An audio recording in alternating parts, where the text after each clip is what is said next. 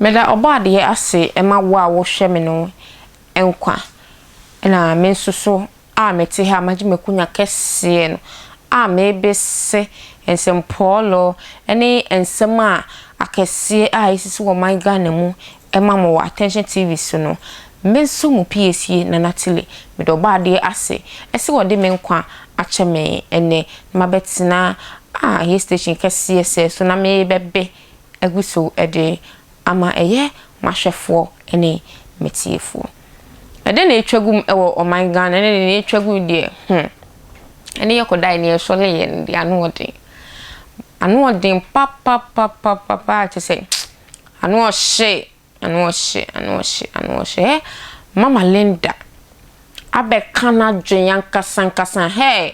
adwen be what obi ka se obi akana dwen a unse bi wa ho kana dwen se o kasem no osuro we de Mama Linda o sasem no kan ye no osuro nti wakane niemu odin niemu ye powerful wankasan we de ye fire ye de eje tuato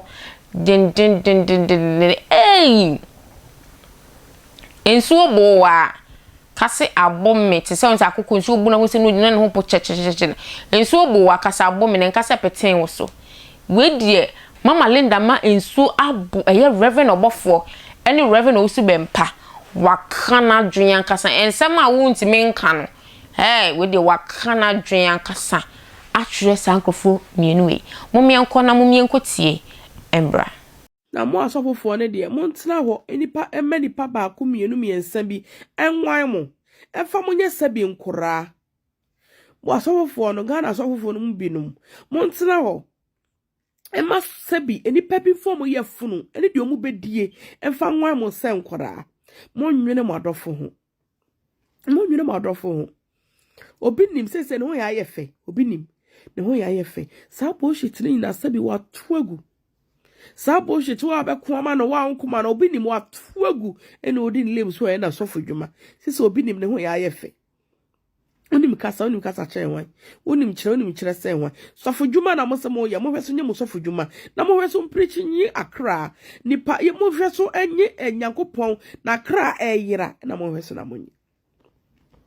na ka wo kanadidie na kasani awonu obi nim nom no ene Obofour nka wasi asolid abro sanso kura ma Kennedy mienu adwiregu ama de aka fom ne kura de ntabo abobo so kura gina mu ya solid kura ka Kennedy nkenchen na de biakwat papa osu empa na ayi ne ho sa papa osu empa na ayi ne ho sa o papa osu empa na ayi ne ho sa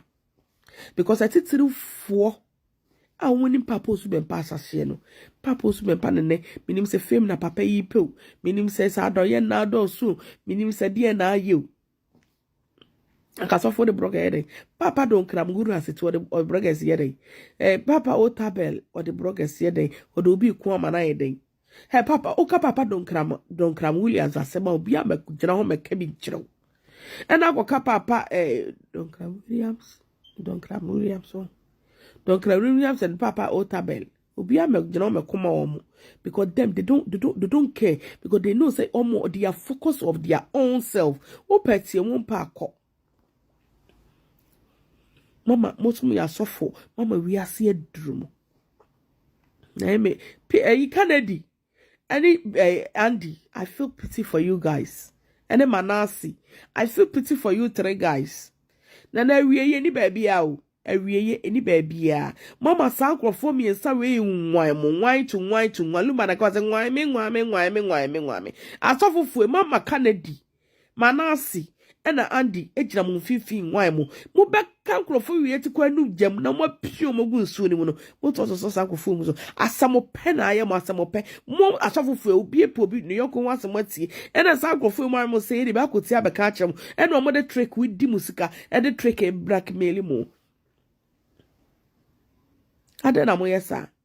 nyame ay modum se nyame na afrem se nyame na afrem mo mu nyame nenim ye de enim se mo ya asofo eji ade na mo mani papa ko mienu miensa bi enwan mo sa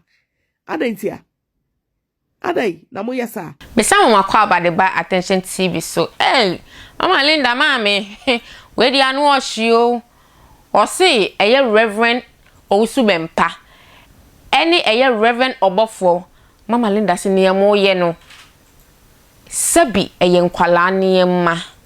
eye nkwala na wo so mo ye niemu ye manyinyemu ye mpanyimfo sebi obi a wo yere obi a wo mma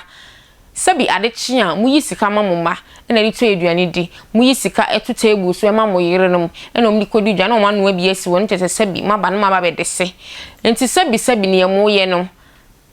Mama Linda say eye nkwala ne ma enti munjai because nkwala wo ho man Ghana omo hwe mo di mochi obi ro modo na emu mie no obi mentor na ye Reverend Owusu Bempah mentor Reverend Obofour mentor obi no obi hwe mo asua mo enti ne mo ye ne de ayese nkwala ya wo mo foforo no o mu hu ni o mo nye o mo hu left and right ade bi o mo so ya na ayese o mo ye bibi ye me enhwe ese na ayese nkrofo apu be hwe mo no bi na mashase amo ye wo o man Ghana enti munjai eye nkwala ne ma sebi Mama Linda na ka kire Reverend Owusu Bempah eye Reverend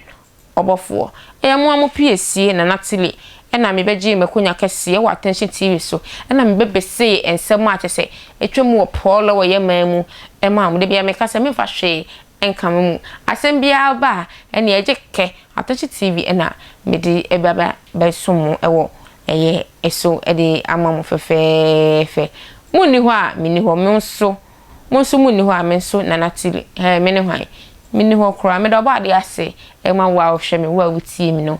enkwa de ode wo sabe so bia enye inhira emam makram